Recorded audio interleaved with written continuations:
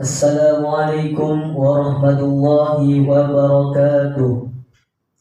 Alhamdulillah, alhamdulillahi rabbil alamin, wa bihi nasta'in, wa ala umuri dunya waddin, wassalatu wassalamu ala ashrafil anbiya'i wal mursalin, sayyidina wa maulana Muhammadin wa ala alihi wa sahbihi ajma'in.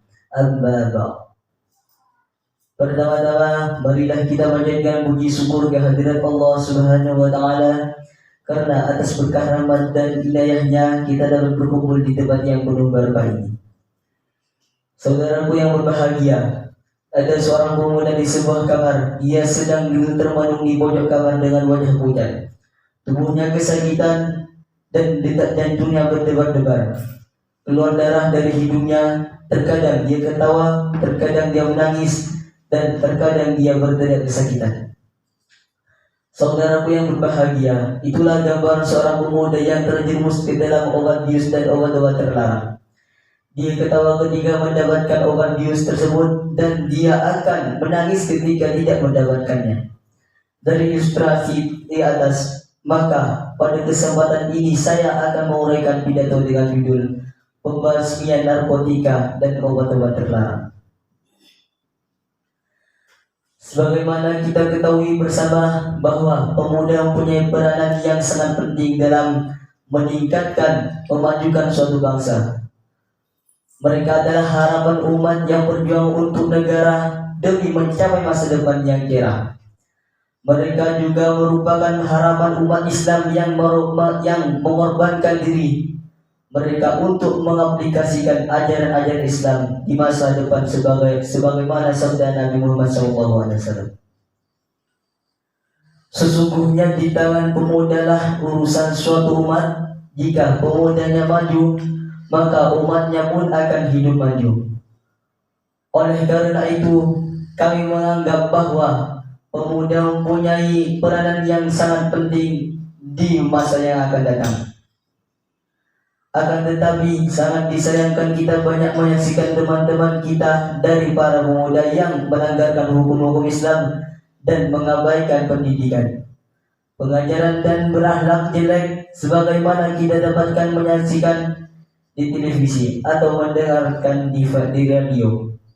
Disayangkan kita banyak menyaksikan teman-teman kita dari para pemuda yang melanggar hukum-hukum Islam dan mengabaikan pendidikan, pengajaran dan berakhlak jelek sebagaimana kita dapat menyaksikan di televisi atau mendengarkan video atau membaca di koran-koran banyak pemuda kita yang mengonsumsi ekstasi, obat-obat bius, obat-obat terlarang dan sebagainya. Akan tetapi sangat disayangkan kita banyak menyaksikan teman-teman kita dari para pemuda yang melanggar hukum-hukum Islam dan mengabaikan pendidikan, pengajaran dan berakhlak jelek sebagaimana kita dapat menyaksikan di televisi atau mendengar di radio atau membaca di koran-koran banyak pemuda kita yang mengonsumsi ekstasi, obat bius, obat-obat terlarang dan sebagainya. Sebagaimana kita dengar di SCTV sekitar 3 juta pemuda yang terjerumus ke lubang narkotika dan obat-obat terlarang. Saudaraku yang berbahagia, sekarang bagaimana dengan tahun yang akan datang dan bagaimana dengan tahun yang sebelumnya? Berapa jumlah pemuda yang terjatuh ke dalam jurang narkotika dan obat-obat terlarang? Tidak akan pernah berpikir dan terbayang oleh kita bagaimana masa depan mereka dan bagaimana masa depan negara apabila seluruh pemudanya terbuai oleh narkotika dan obat-obat terlarang. Jadi, bagaimana kita menghadapi permasalahan seperti ini? Ya, baik saudaraku yang berbahagia, saya akan menjelaskan kepada kalian 3 cara metode sebagai solusi untuk mengatasi permasalahan di atas, yaitu yang pertama, kita mesti menanamkan keimanan dan ketakwaan dalam diri kita, terutama terlebih dahulu di dalam lingkungan keluarga. Wajib bagi setiap keluarga atau setiap orang tua untuk menanamkan nilai-nilai keimanan dan ketakwaan kepada anak-anak mereka sejak kecil. karena orang tua berperan penting dalam membentuk kepribadian anaknya, sebagaimana sabda Nabi, setiap bayi yang dilahirkan itu dalam keadaan suci, maka orang tuanya lah yang menjadikan seorang Yahudi, Nasrani atau Majusi. Setelah kita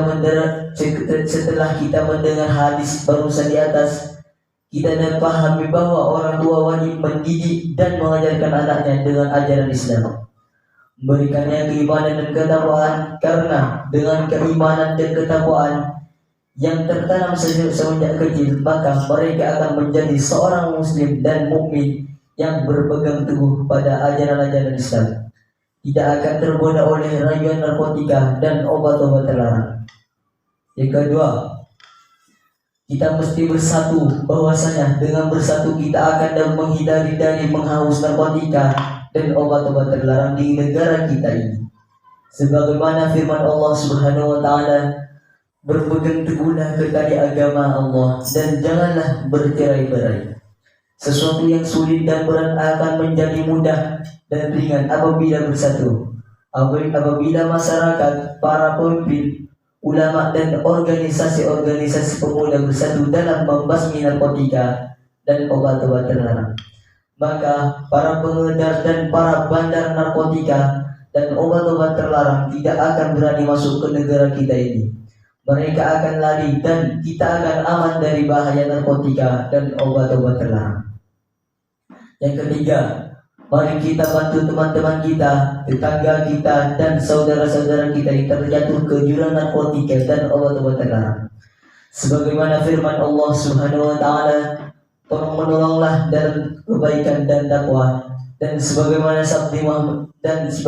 sabda Nabi, barang siapa di antara kamu dan melihat lanjut atau usah ada telah salah. Kita kembali kau dulu. Kita kembali.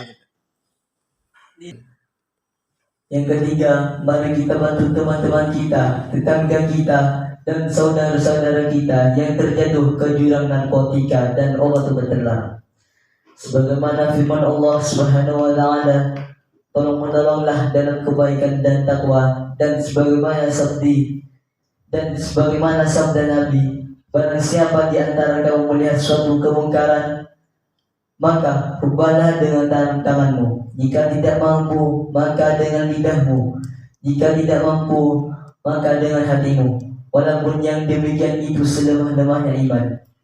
Dari dalil ini kita dapat pahami bahwa kita mesti bantu teman-teman kita, saudara-saudara kita yang ada di sekitar kita, yang terjerumus ke dalam narkotika dan obat-obat terlarang.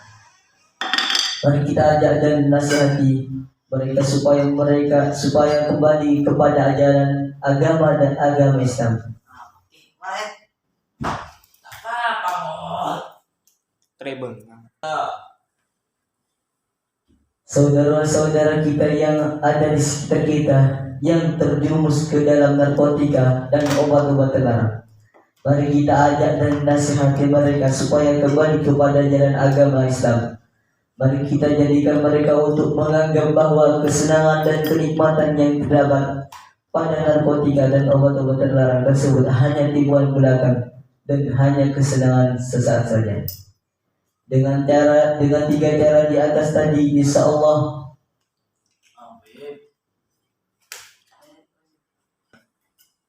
dengan 3 cara tadi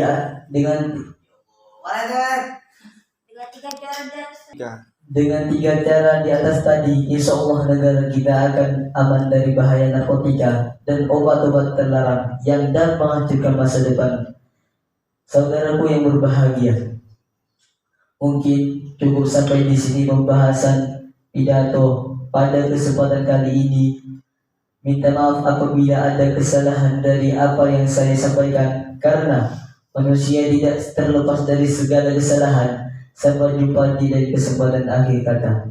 Usikum wa nafsi bitaqwallah wallahul muwaffiq ila aqwamit thoriq. Assalamualaikum warahmatullahi wabarakatuh.